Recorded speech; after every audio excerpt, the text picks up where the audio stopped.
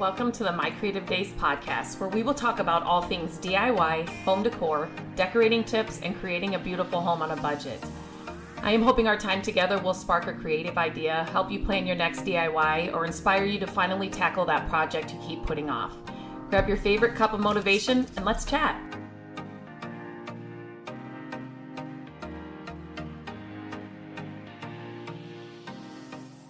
Hello and welcome back to the podcast. Today I am talking about what no one tells you about owning an investment property.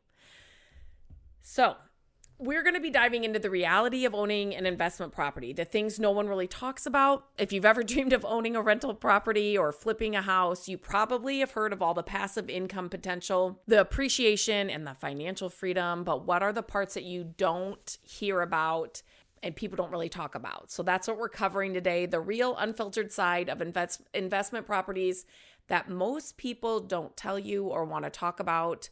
So whether you're thinking about buying your first property or you already own one and you're wondering if you made the right choice, this episode is for you.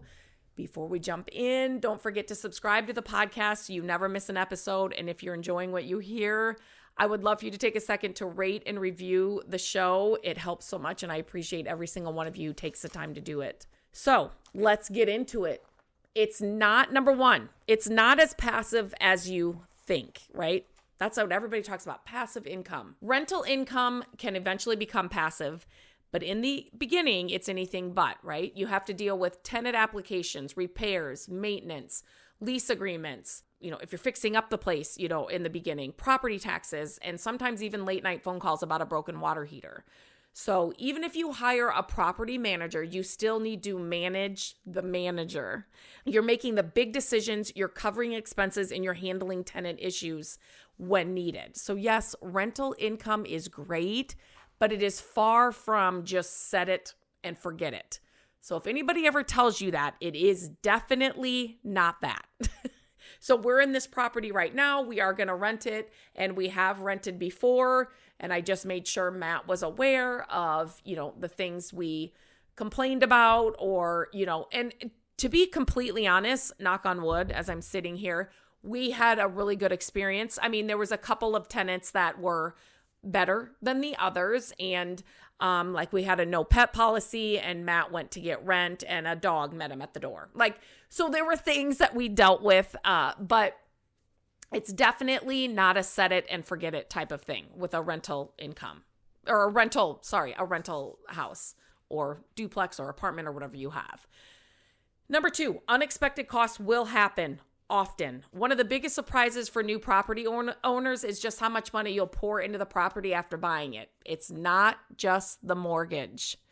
If you have a mortgage on it, if you pay cash for it, even if you pay cash for it, you will have things like repairs and maintenance, and they always cost more than you expect. And usually it's something will happen and it's like, okay, I need them to have this. They have to have this to live here. So I need to hire somebody to come in quick and do it.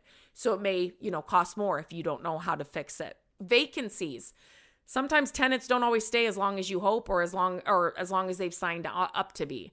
Property taxes and insurance, which can increase over time. HOA fees if the property is in a community with regulations. Legal fees if you ever have to evict a tenant or handle disputes. And don't forget the big ticket items like the new roof, the HVAC system, plumbing issues. These things always seem to happen at the worst times. So having an emergency fund is crucial. Crucial. Number three, tenants can make or break your experience. And this is the biggest one for me. I'm just talking from the one that we are doing right now. We are making it over. We paid for drywall in a space, so there's more living space. We really want to make it nice because we really want to get some good tenants in there. A great tenant who pays on time, follows the lease, takes care of the property is worth their weight in gold. A bad tenant is a nightmare. We even in our duplex, when we bought it, there was a tenant that had lived in the lower unit forever. He had been there for years. And when she was going to sell it to us, he didn't want to leave. And he paid on time every month. She told us, he wasn't the cleanest person, but she didn't get a lot of calls from him. He was able to fix things if something went wrong.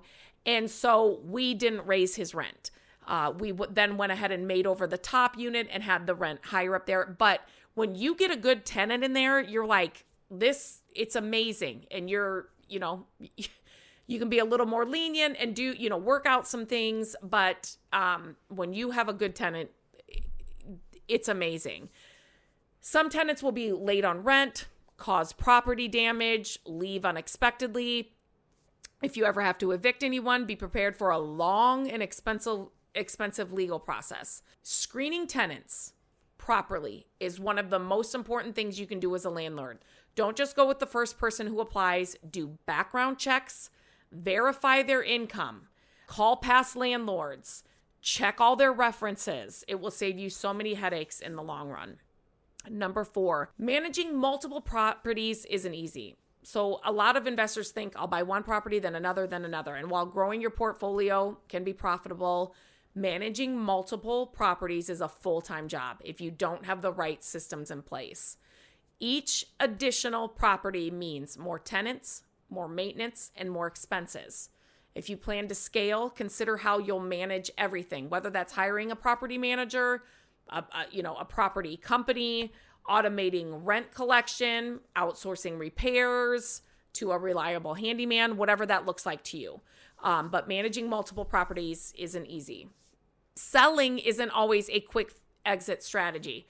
So if you think you can sell a property whenever you want and walk away with a nice profit, just think again. Market conditions play a huge role. And if the timing isn't right, you could end up sitting on a property longer than expected or even selling at a loss. This recently just happened. We watched a house. We actually put an offer in on a house, and we offered $10,000 more. But this lady thought, well, I'd already talked to these people, so I should probably go with them. Anyway, we didn't know if they were renting it, selling it, flipping it, what they were doing. They were flipping it, and they sat on that house at the price that they were asking for a very long time. So selling isn't always a quick exit. Selling comes with closing costs, capital gains, taxes, and property repair costs if the buyer asks for fixes before closing. Always have an exit strategy, but don't assume it will be fast or easy. Emotional side of owning an investment property. So this is something that people don't talk about enough. Investment properties come with stress, right? There are moments when you feel overwhelmed, frustrated, or even regretful about buying a property. You may second guess your purchase. If major repairs come up, you could feel drained with dealing with difficult tenants. The financial stress of unexpected costs may weigh on you, but remember that owning an investment property is a business and it is the long game, right? It helps that you treat it like a business. It's not personal, it's business. Making logical, not emotional decisions will help you stay focused on long-term success, knowing that this is a long-term game. Sometimes I need that reminder over and over again. So these are just some things that I just don't think a lot of people talk about it. You see on social media, everybody glorifying it. And if you buy a rental property, you'll have financial freedom but yet there's so much more that goes into it and so many other things that I think you need to know, right? Like I think you need to be informed when you're going into it. Is owning an investment property worth it? Absolutely. But only if you go into it prepared. Research, and over-research. It can be a fantastic way to build wealth and create long-term income, but it's not as easy as some people glorify it on social media, right?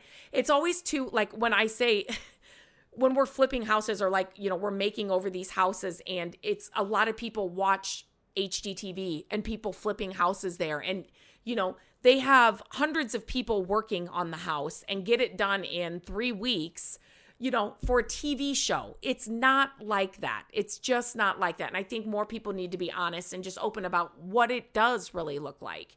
And if you want to know what it really looks like, head over to my YouTube channel because I have been showing what it looks like for 2 people that work full time and we're trying to make over this house to get it ready for to rent. So before you dive in, ask yourself, do I have the financial cushion to handle unexpected costs?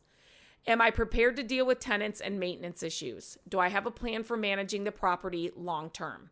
If you can answer yes to these questions, you're already ahead of the game. Like you've already been thinking about all of the right things.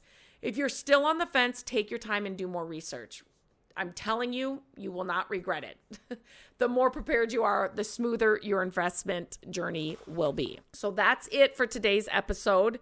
If you enjoyed this podcast and found it helpful, I'd love if you would take a minute, a few seconds to rate and review it, no matter where you're listening, Apple Podcasts, Spotify, or anywhere else. Your support helps so much. It not only helps more people find the show, but it also lets me know what kind of content you're loving. So if you have a second, literally a second, just tap the stars, leave a quick review, and know that I appreciate every single one of them. Thanks for being here, and I'll see you next time. Hello, friends. Thank you so much for listening to the podcast. I'm grateful that you tune in every week and that you share the show with your family and friends. I love having creative chit chats with you, and my hope is that this podcast will inspire you to try a new project, start a DIY that you've been putting off, and decorate your home exactly how you want it. There are a few ways you can help us with the podcast. Follow the podcast so you don't miss an episode. And if you could take a few minutes to leave the podcast a review, that would help us so much. Again, thank you for being here, and I look forward to our chat next week. Bye-bye.